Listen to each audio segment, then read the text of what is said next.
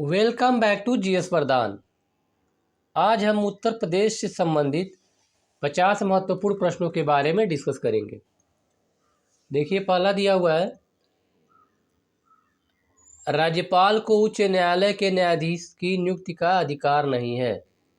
राज्यपाल को उच्च न्यायालय के न्यायाधीश की नियुक्ति का अधिकार नहीं है, तो आपका सही हो जाएगा। वह विधानमंडल का हिस्सा नहीं है, ये गलत है। विधानमंडल का हिस्सा है। राज्यपाल जो है विधानमंडल का हिस्सा होता है। तीसरा दिया हुआ है, उसे विधान परिषद में कुछ सदस्यों को मनोनीत करने का अधिकार प्राप्त है, ये भी आपका सही है। उसके पास कोई न्यायिक शक्ति नहीं है,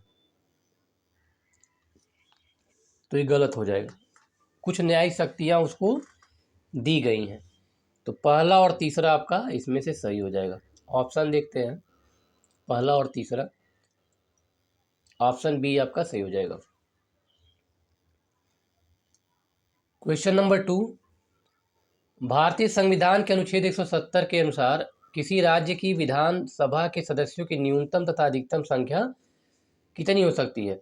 तो आर्टिकल 170 में इसका प्रावधान किया गया है विधानसभा में न्यूनतम और अधिकतम सदस्यों की संख्या को लेकर के। तो इसमें आपको देखिए, पहले ऑप्शन क्या देखना है।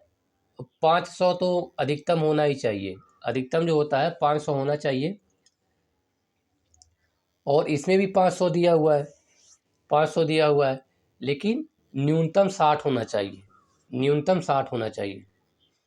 इससे कुछ अपवाद भी हैं, जैसे सिक्किम है, अपवाद है इसका, तो अपवाद को हम नहीं जोड़ते हैं। सिर्फ इतना प्रावधान दिया गया आर्टिकल 170 में कि न्यूनतम 60 होना चाहिए, अधिकतम 500 होना चाहिए। राज्य वित्त आयोग है, राज्य वित्त आयोग, राज्य वित्त आयोग कौन सी संस्था है? एक संवैधानिक संस्था है। संविधान में इसके बारे में वर्णन किया गया है।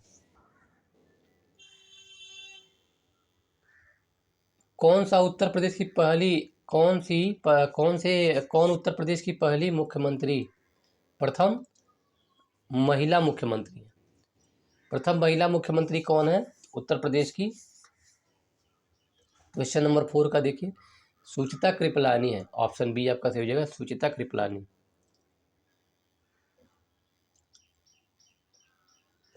प्रथम महिला मुख्यमंत्री सुचिता कृपलानी। अब तक उत्तर प्रदेश में कितनी महिलाएं मुख्यमंत्री के पद पर रही हैं? कितनी महिलाएं अब तक मुख्यमंत्री के पद पे रही हैं? तो 2 हैं, केवल अब तक 2 महिलाएं मुख्यमंत्री के पद पे रही हैं। उत्तर प्रदेश विधानसभा के प्रथम अध्यक्ष थे। उत्तर प्रदेश विधानसभा के प्रथम अध्यक्ष कौन थे? क्वेश्चन नंबर 6, ऑप्शन बी हो जाएगा, पुरुषोत्तम दास टंडन। पुरुषोत्तम दास टंडन उत्तर प्रदेश विधानसभा के प्रथम अध्यक्ष थे। क्वेश्चन नंबर 7, क्वेश्चन नंबर 7 दिया है, निम्नलिखित वक्तव्यों पर विचार कीजिए और नीचे दिए गए कूट को सही उत्तर चुनिए। सही उत्तर चुनिए कूट में से। राज्य निर्वाचन आयोग एक संवैधानिक संस्था है, कथन दिया है, कथन दिया है, राज्य निर्वाचन आयोग एक संवैधानिक संस्था है। तो संवैधानिक संस्था है, ये तो बिल्कुल सही है, संवैधानिक संस्था है, बिल्कुल सही है। इसके बाद, क्योंकि ग्रामीण स्थानीय निकायों के निर्वाचन पर भारत के निर्वाचन आयोग का निरीक्षण रहता है, तो ये आपका गलत हो जाएगा। राज्य निर्वाचन आयोग का अलग से गठन किया गया है, भारत के निर्वाचन आयोग इसका निरीक्षण नहीं करता है। तो पहला सही है, दूसरा क्या, कथन सही है, कारण गलत है। तो ऑप्शन देखते हैं, आप डी सही हो जाएगा। क्वेश्चन नंबर 8, व्यक्तिगत स्वतंत्रता के लिए उच्च न्यायालय निम्नलिखित में से किस रीट को जारी कर सकता है? व्यक्तिगत स्वतंत्रता के लिए हाई कोर्ट कौन सी रीट को जारी कर सकता है? तो व्यक्तिगत स्वतंत्रता के लिए ये आपका बंदी प्रत्यक्षीकरण है, बंदी प्रत्यक्षीकरण। 24 घंटे के अंदर, 24 घंटे के अंदर मजिस्ट्रेट के सामने पेश किया जाना अनिवार्य होता है। व्यक्तिगत स्वतंत्रता की बात पूछ रहा है, तो बंदी प्रत्यक्षीकरण हो जाएगा। क्वेश्चन नंबर 9, किसी राज्य में विधान परिषद की स्थापना और समाप्ति का प्रावधान है? किसी राज्य में विधान परिषद की स्थापना और समाप्ति का प्रावधान भारतीय संविधान के किस अनुच्छेद में किया गया है? आर्टिकल 169। ऑप्शन बी से हो जाएगा, आर्टिकल 169।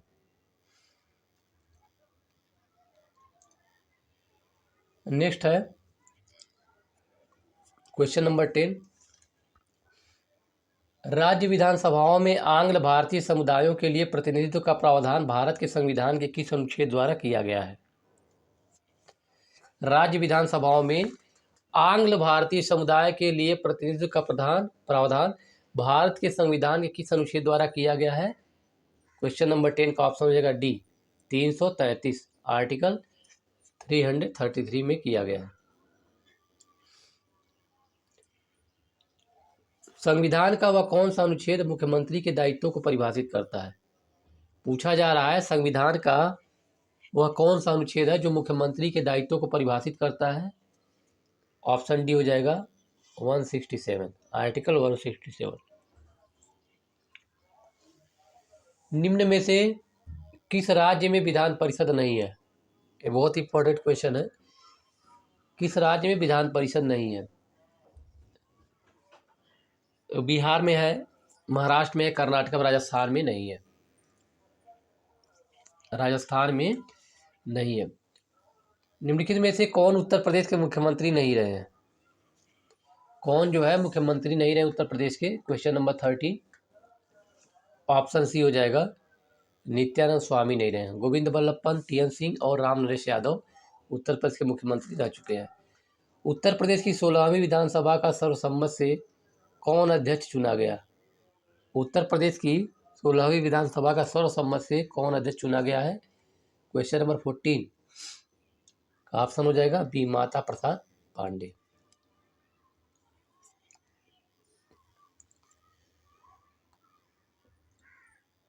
– 2012 के चुनाव में कितनी महिलाएं निर्वाचित हुई थी? जब का पूछा नहीं जाएगा, 2012 क्वेश्चन है, पूछा नहीं जाएगा। ऑप्शन बी हो जाएगा, 36 महिला 2012 में निर्वाचित हुई थी। निम्नलिखित में से कौन राज्यपाल की नियुक्ति करता है? राज्यपाल की नियुक्ति कौन करता है? भारत का राष्ट्रपति करता है। तो ऑप्शन डी में भारत का राष्ट्रपति दिया हुआ है, ऑप्शन डी सही हो जाएगा। राज्य विधानसभा में कोई भी धन पुनः स्थापित नहीं किया जा सकता बगैर, राज्य विधानसभा की बात कर रहा है, राज्यसभा की बात नहीं है। राज्य विधानसभा में कोई भी धन विधेयक पुनः स्थापित नहीं किया सकता राज्य के राज्यपाल की संस्तुति के बिना। जब राज्य का राज्यपाल अपनी संस्तुति पेश करेगा तभी जा करके धन विधेयक पुनः स्थापित किया जाएगा।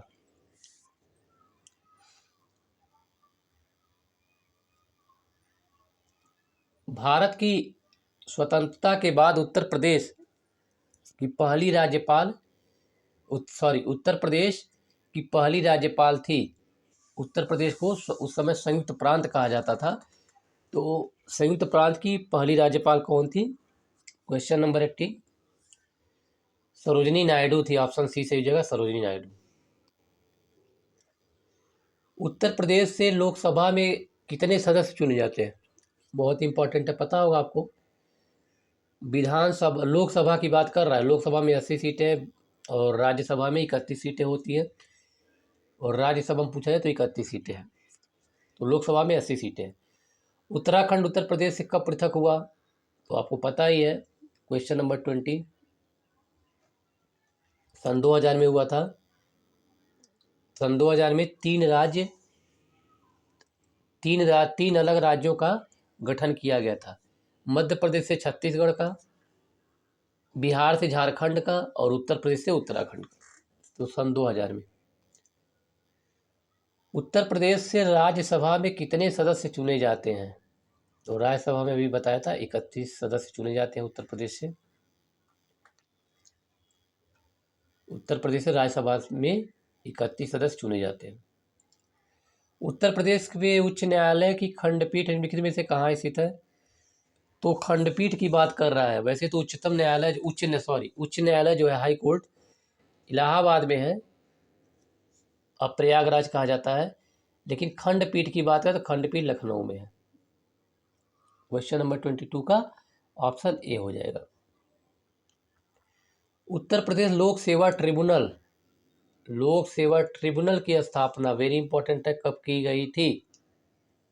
ऑप्शन ए 1975 में की गई थी लोक सेवा ट्रिब्यूनल की स्थापना। निम्नलिखित में से किस समिति ने त्रिस्तरीय पंचायती राज प्रणाली की संशोध की थी? त्रिस्तरीय, तो ये भी क्वेश्चन बहुत ही पुराना है, अक्सर पूछा जाता है, आपको पता होगा, बलवंत राय मेहता, या कभी कभी पूछता है BR मेहता भी लिख के आता है, तो कंफ्यूज मत होइएगा, BR मेहता है, बलवंत राय मेहता दोनों एक ही हैं। बाद में पंचायती राज व्यवस्था का शिल्पी किसे कहा जाता है? पंचायती राज व्यवस्था का शिल्पी किसे कहा जाता है, बताइए। BR मेहता, देखिए BR मेहता आ गया, बलवंत राय मेहता कहा जाता है। निम्नलिखित में से पंचायतों की संरचना के बाबत उपबंध करने को अधिकृत है, तो कौन उपबंध करने को अधिकृत है? राज्य का विधानमंडल, ऑप्शन बी आपका सही हो जाएगा। किस भाग में पंचायती राज व्यवस्था संबंधी प्रावधान दिए गए हैं? पंचायती राज व्यवस्था संबंधी प्रावधान दिए गए हैं, तो 11 में 12 अनुसूचियां हैं। ये भाग पूछ रहा है संविधान के किस भाग में, अनुसूची नहीं पूछ रहा है, ये हो जाएगा आपका 9, ये 9 है, रोमन में लिखा है 9 है, तो 9वें भाग में पंचायती राज व्यवस्था संबंधी प्रावधान दिए गए हैं। अगर अनुसूचियों में पूछा जाए तो अनुसूची शेड्यूल 11 में जो है पंचायती राज है, और शेड्यूल 12 में अनुसूची 12 में नगर पंचायत के बारे में दिया गया है। लेकिन यह संविधान का यह अनुच्छेद जो दिया जाता है संविधान में 1 से लेकर के 395 तक जो हमारे संविधान में अनुच्छेद है, तो उसी संविधान को 22 भागों में विभाजित किया गया है। तो 22 भागों में से पूछ रहा है पंचायती राज व्यवस्था, तो 9वें भाग में है, याद कर लीजिए, बहुत इंपॉर्टेंट है। पंचायती राज व्यवस्था का प्रावधान 9वें भाग में दिया गया है। उत्तर पर निम्नलिखित जिलों में से किसमें 112 वर्ष की बुजुर्ग महिला को ग्राम प्रधान चुना गया? क्वेश्चन नंबर 28, ऑप्शन सी हो जाएगा आजमगढ़।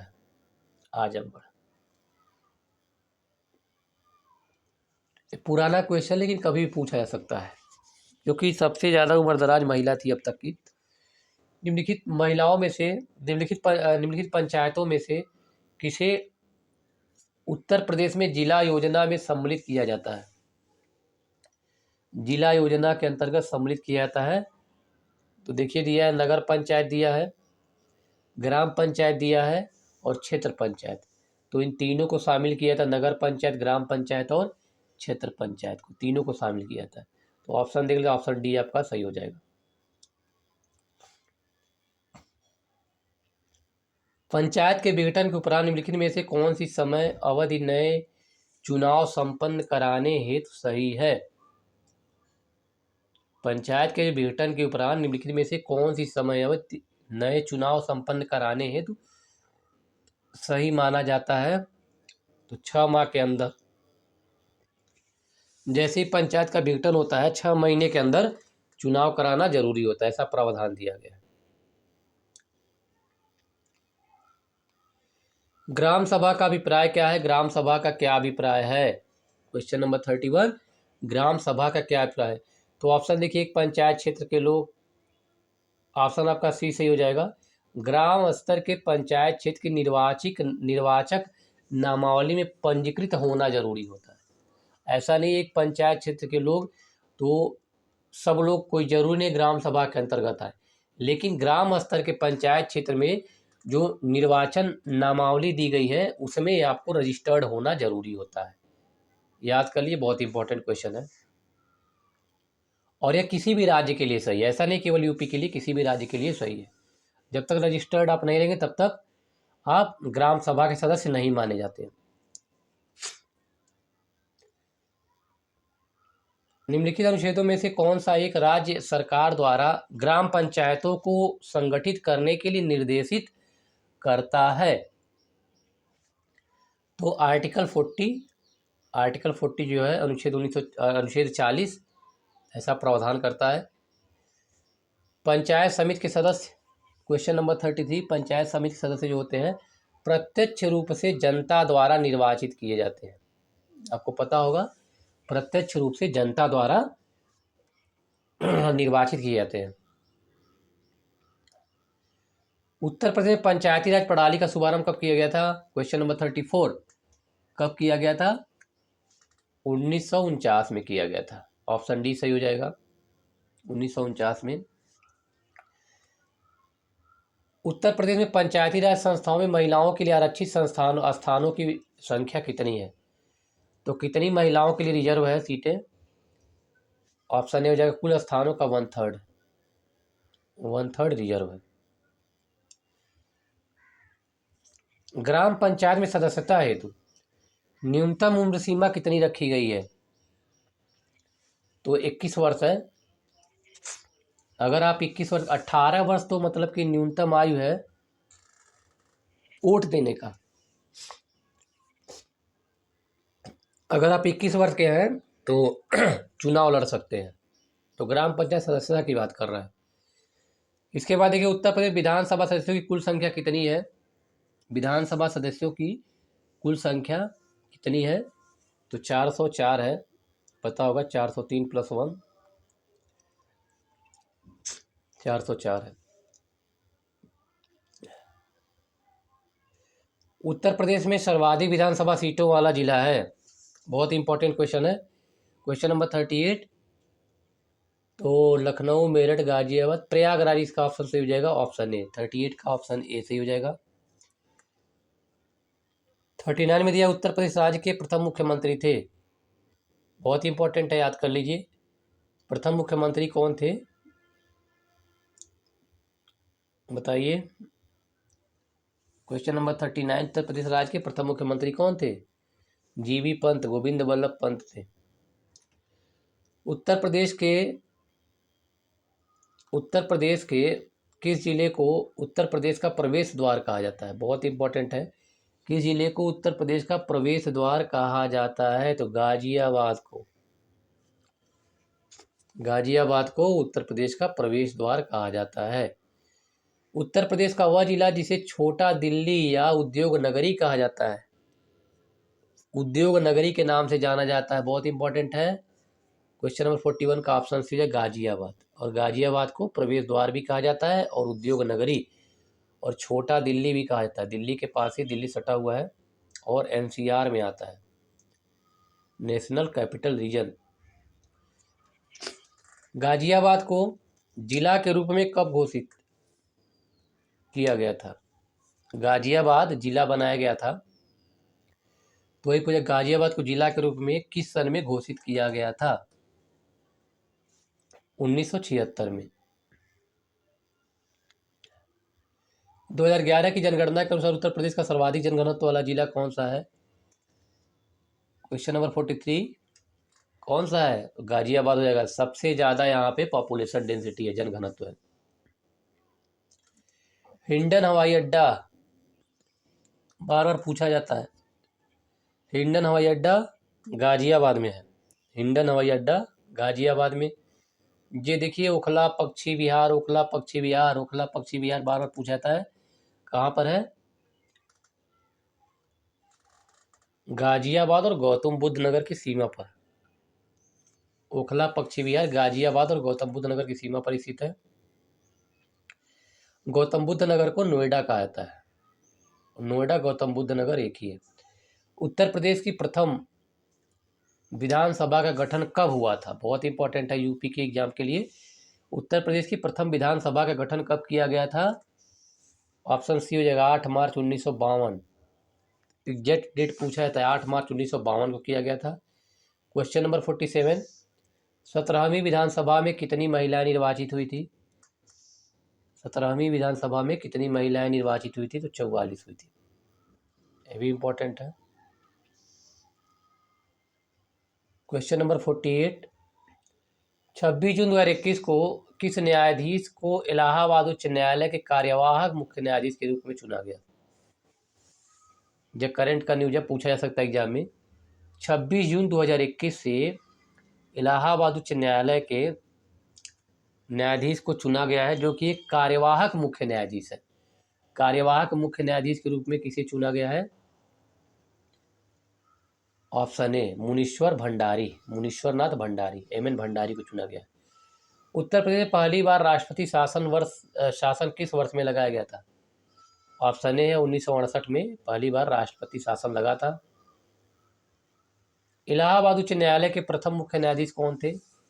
इलाहाबाद उच्च न्यायालय के प्रथम मुख्य न्यायाधीश कौन थे? सर वाल्टर मॉर्गन थे। ये भी आपका इंपॉर्टेंट है, सर वाल्टर मॉर्गन। तो आज के लिए बस इतना ही। नेक्स्ट क्लास में एक नए वीडियो के साथ हम आएंगे। तो दोस्तों, अगर आपको वीडियो अच्छा लगे तो इसे लाइक कीजिए, अपने दोस्तों को शेयर कीजिए और चैनल को सब्सक्राइब कीजिए, ताकि जैसे ही वीडियो अपलोड हो सबसे पहले नोटिफिकेशन आपको मिले, जिसका आप भरपूर लाभ ले सकें।